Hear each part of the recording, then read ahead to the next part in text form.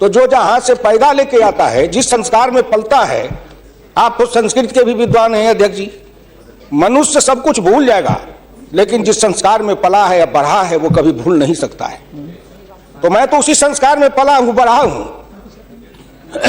मैंने गोबर देखा, मैंने बकरी की गिनती की, मैंने भैंस की गिनती की। अब संजोग से लोकसभा में आया हूं तो वो आंकड़े की गिनती करनी पड़ती है, फिस्कल डिफिसिट, रेवेन्यू डिफिसिट। अब मेरे जैसा आदमी उसमें उलझ जाता है कि बकरी गिनूं कि भैंस गिनूं कि डिफिसिट गिनूं। यहाँ आके डेफिसिट गिनो, वहां बाद में गिनो। और हम तो केवल वही खोजते हैं। उसकी दुनिया को इन्होंने देखा था, मैं उन्हीं से पूछना चाहता हूं। अब तो बड़ी बड़ी बात करते हो, आगे दिन पीछे गए, गुरु से किया न है तो पछतावा हो क्या, चिड़िया चुग गई खेत। जिस समय वो गांव को देखना था, किसान को देखना था, मजदूर को देखना था, गरीब को देखना था, पिछड़ा को देखना था, दलित को देखना था, गांव की सड़कों को देखना था, गलियों को देखना था, कुआं को देखना था, आपने देखा क्या? आप तो देखते रहे कहीं। ये 1977 में एमएलए बन के आया, इंडिया गेट के किनारे पैदल टहल रहा था एक बड़ी गाड़ी में, एक बड़ा कुत्ता जा रहा था, वो अपने मुंह को निकाल के जी लपलपाते जा रहा था। मैं गांव का आदमी खड़ा होकर सोचने लगा कुत्ता जरूर कुछ कह रहा है। मैं एमपी था, कभी दिल्ली देखा नहीं था, मेरे अंदर से आवाज आई कि कुत्ता कह रहा है क्या?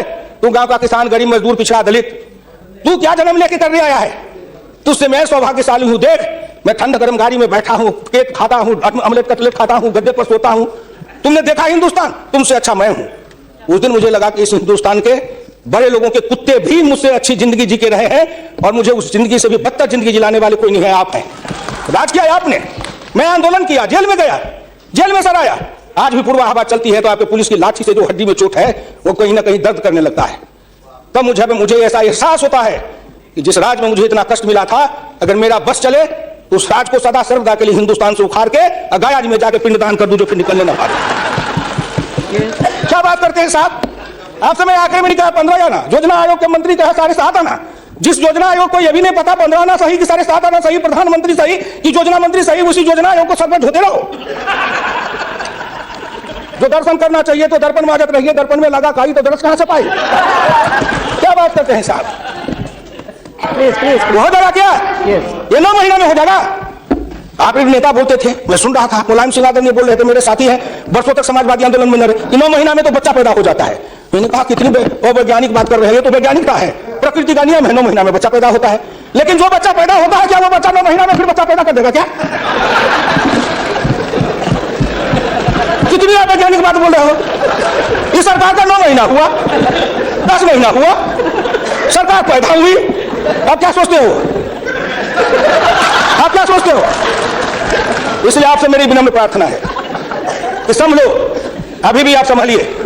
फिर नहीं है क्या ये सच है कि नहीं? तो आप बजट बनाते रहो, बड़े बड़े अर्थशास्त्री आए, एक विद्वान आया अर्थशास्त्र कहां से, वो हार्वर्ड वाले, हमने कहा हार्वर्ड, हमने कहा देश को कर देगा हार्वर्ड, तो हार्वर्ड वाला हार्वर्ड करेगा। हिंदुस्तानी अर्थशास्त्री चाहिए अरुण जेटली के जैसे। आइए कहां गए बोलिए? अगर ये चौधरी चरण सिंह हिंदुस्तान के जितने कृषि अर्थ ग्रामीण अर्थशास्त्री हुए, जेसी कुमारप्पा से लेकर चौधरी चरण सिंह तक, सबने एक ही बात कहा, खेती पर से जो जो भार घटेगा क्यों तो गांव की उन्नति होगी, किसान खुशहाल होगा। हम अब तुम्हारे लिए क्या दे दिया? फूड सिक्योरिटी दे दिया। फूड सिक्योरिटी, दाना उपजावे, धान उपजावे हम, गेहूं उपजावे हम, अनाज उपजावे हम, मेहनत करे हमको क्या समझते हैं आप भिखमंगा? फूड सिक्योरिटी, हर आदमी पर 1 किलो चावल और 3 किलो गेहूं देंगे। आप बड़े बड़े बड़े बजट वाले अर्थशास्त्री वाले हैं, महीना में 1 किलो चावल खाते रहो, एक आदमी 3 किलो गेहूं खाते रहो। ये गरीबी का उपहास है, हमारी निर्धनता और गरीबी का उपहास है। मिले तो कुछ कहिए, ना कुछ मिले तो विरोधी में गए तो कुछ ना कुछ तो कहना है ना, नहीं तो दुनिया कैसे देखेगी कि विरोधी का काम कर रहे हैं। इसलिए आपसे मेरी विनम्र प्रार्थना है, अगर विरोधी का काम भी करना है तो आप अपने नेताओं को कहिए कि कुछ दिन हमारे पास आए, 6 महीना ट्रेनिंग दे देंगे कि हम विरोधी थे तो क्या करते थे। अरे नाटक भी करिए तो किसी डायरेक्टर से सीख तो लीजिए, जो गरीबी का डायरेक्टर है उससे सीखे नहीं, गरीबी का नाटक खेल रहे हैं। एक गांव में नाटक में हनुमान जी का पाठ करने वाला नहीं आया, उसने सोचा कि आज तो नाटक नहीं होगा।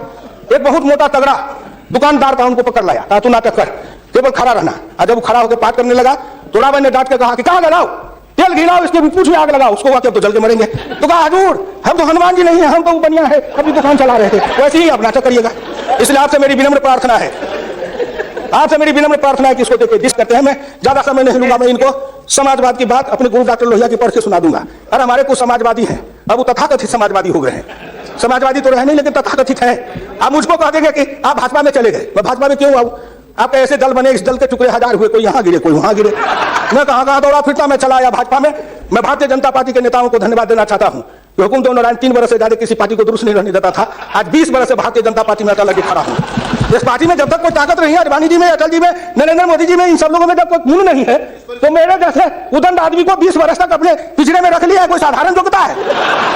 इस बात को समझो। आखिरी में 12 रुपया साल, 1 रुपया महीना, तंबाकू का गुटखा भी खाते हैं तो 3 रुपया में मिलता है, उससे भी सस्ता जीवन बीमा सरकार ने दे दिया गरीबों को। करेगा तो इसलिए फट रहा है।